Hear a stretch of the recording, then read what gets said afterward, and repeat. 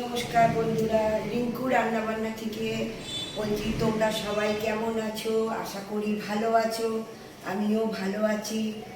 আজকে রেসিপি করব গাটি কচু, আলু আর পমফ্রেট মাছ দিয়ে হালকা পাতলা ঝোল। তোমরা সবাই আমার সঙ্গে থাকো।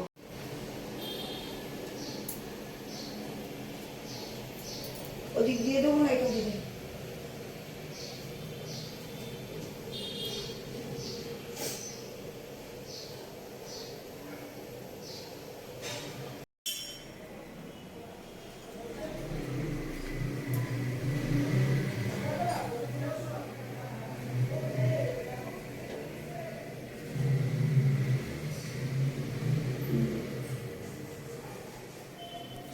তেলটা বসিয়ে দিয়েছি, তেলটা গরম হয়ে গেছে। পমফ্রেট মাছগুলো আমি ভালো করে ধুয়ে নুন হলুদ মাখিয়ে রেখেছি। আলুগুলো সরু সরু করে কেটে ধুয়ে রেখে দিয়েছি। গাটি কচুগুলো আমি হালকা নুন আর হলুদ দিয়ে হালকা করে ভাপিয়ে নিয়েছিলাম। এর মধ্যে জিরে বাটা, কাঁচা লঙ্কা আর অর্ধেক টমেটো পেস্ট করে একসঙ্গে রেখেছি।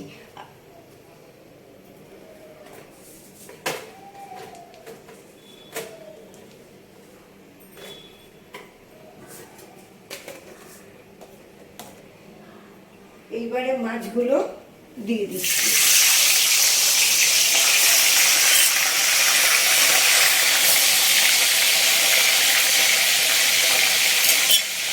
মাছগুলো আগে ভেজে দিচ্ছি। প্রচণ্ড গরম, ওই জন্য হালকা করে গাটি কচু আলু পমফ্রেট মাছ থেকে হালকা করে ঝোল। খুব গরম বন্ধুরা, কিন্তু কিছু খেতে পাচ্ছি না। আপনারাও পাচ্ছেন না জানি, সব জায়গায় গরম, খুব গরম পড়েছে।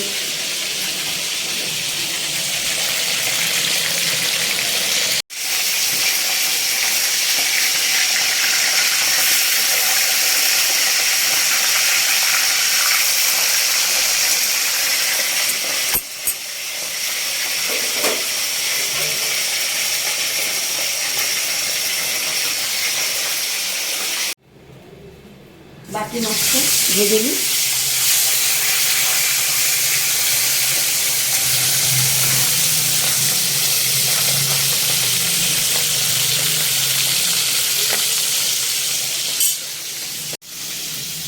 বন্ধুরা, প্রচুর গরম তো, ওই জন্য ভাতও আমি বসিয়ে দিয়েছি, একেবারে তাড়াতাড়ি করে নেবো।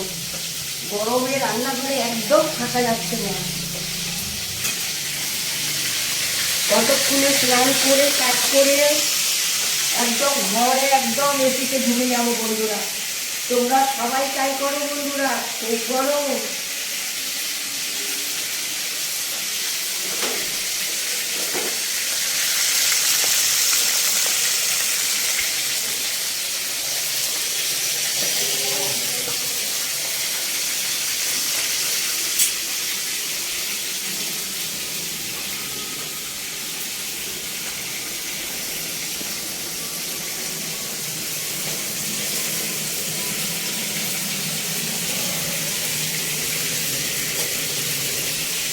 এইটাতে তুলবো।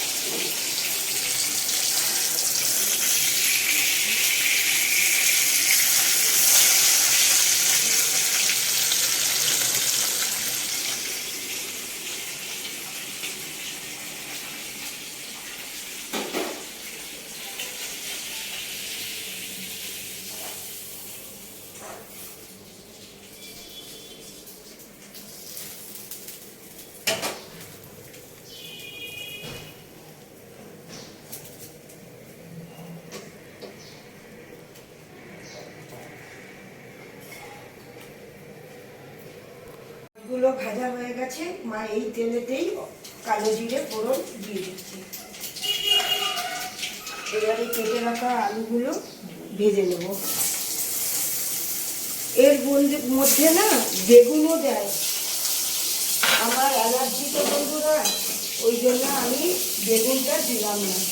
আপনারা পারলে বেগুন দিয়েও করতে পারেন। একটা আবার খেয়ে দেখবেন, হালকা রান্না করে ভালো লাগে। এবারে গাটি কচুগুলো এর মধ্যে দিয়ে দিলাম। এগুলো একটুখানি ভাজা ভাজা করে দিই।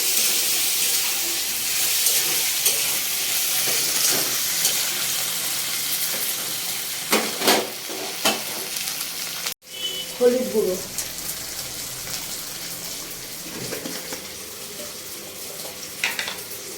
পরিমাণ মতো নুন,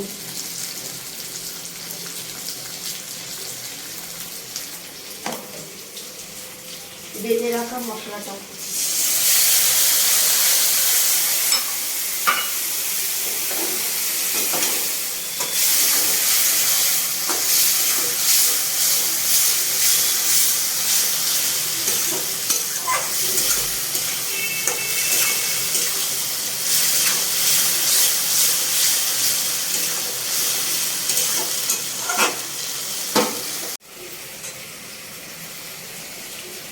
এবারে জল দিয়ে দিচ্ছি।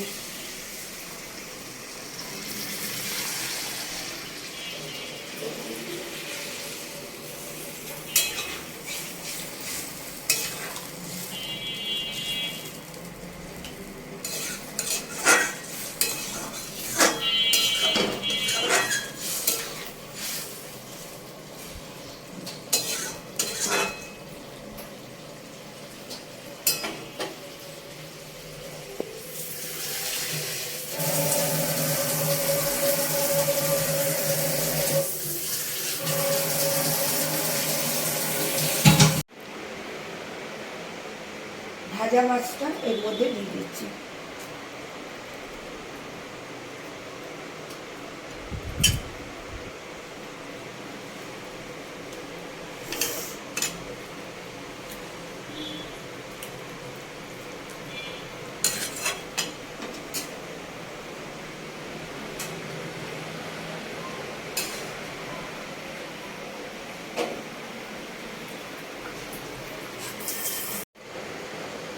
গ্যাসটা বন্ধ করে দিচ্ছি।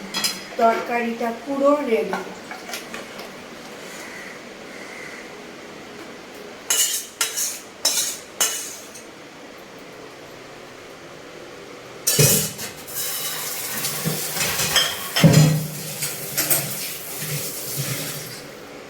যদি আমার রেসিপিটা আপনাদের সকলের ভালো লেগে থাকে তাহলে একটা লাইক করবেন, শেয়ার করবেন, বেশি বেশি করে শেয়ার করুন, কমেন্ট করতে ভুলবেন না বন্ধুরা। আবার একটা নতুন রেসিপি নিয়ে চলে আসবো। টাটা।